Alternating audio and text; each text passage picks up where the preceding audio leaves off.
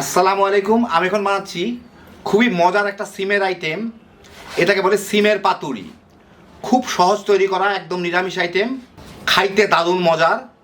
তো যারা সিম পছন্দ করেন একবার বানায় দেখতে পারেন, মুখে লেগে থাকার মতো স্বাদ এইটার। তো আসেন দেখি শুরু করা যাক। আমি এখানে 2 চা চামচ সাদা সরিষা কিংবা হলুদ সরিষা, একটা কাঁচামরিচ ছোট্ট, আর আধা চা চামচ লবণ নিয়ে নিছি। আর এখানে নিচ্ছি 2 টেবিল চামচ চীনাবাদাম, কাঁচা ভাজা যেটাই খুশি নিতে পারেন।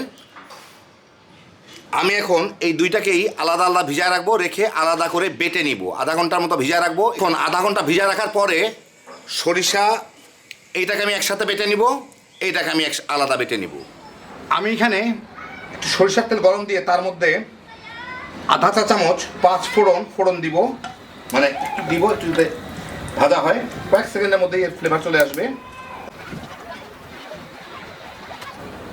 5 ফোড়নের ফ্লেভারটা চলে আসলে এর মধ্যে আমি 250 গ্রাম সিম এইভাবে ওই ইয়েগুলা ফেলে কেটে রাখছি, ওই সাইডের যে শিরাগুলা থাকে ওগুলা দিয়ে একটু ভেজে নিব।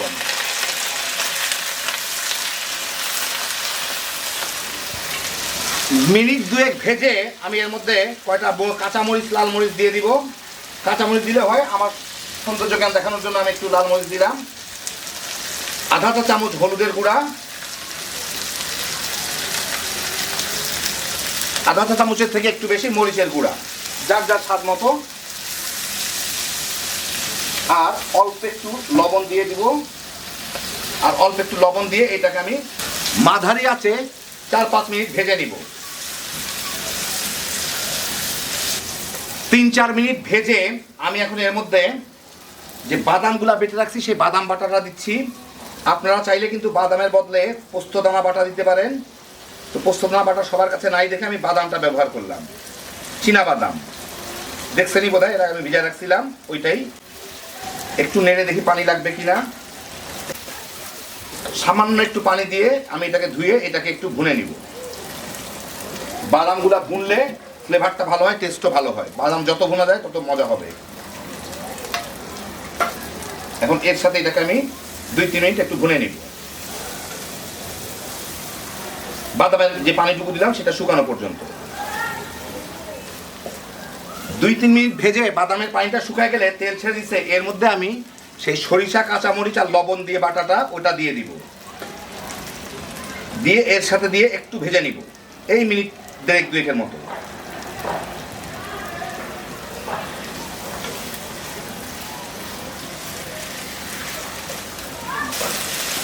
মিনিট 2 ভাজার পরে পানি টানি সব শুকায় গেছে, তেলের উপরে চলে আসছে এটা। এখন এর মধ্যে আমি সামান্য পরিমাণ মতো পানি দিব, খুব বেশি না, যাতে সিমটা খালি সিদ্ধ হয়, এটা একটু মাখা মাখা টাইপের হয়, সেই জন্য অল্প একটু পানি দেই।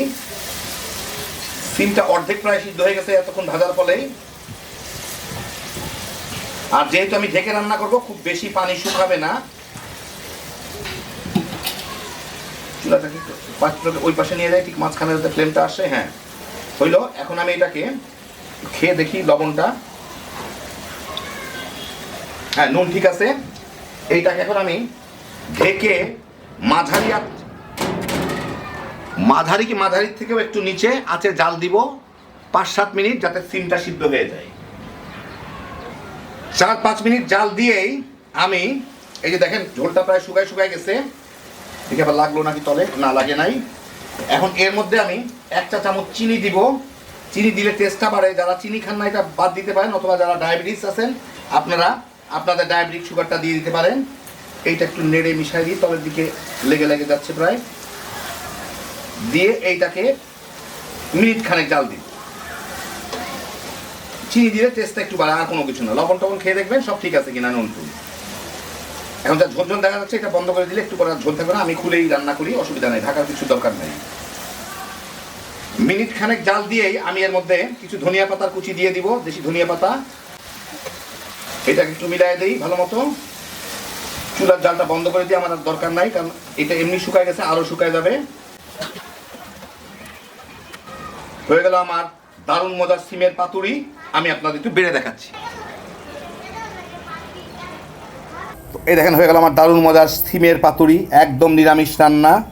যারা সিম পছন্দ করেন একবার বানা দেখেন, অনেক মজার জিনিসটা। বরঞ্চ আমি পোস্তদানা না দিয়ে যে আমি দেশি চীনাবাদাম দিলাম, আমার মনে হয় এই জন্যই এটার টেস্ট আরও ভালো হয়েছে।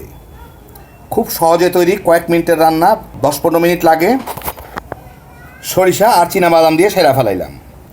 গরম গরম ভাতের সাথে আঙ্গুল চেটে খাওয়ার মতো একটা খাবার, একবার বানাইলেই বুঝবেন। হ্যাপি জোশের একটা আইটেম।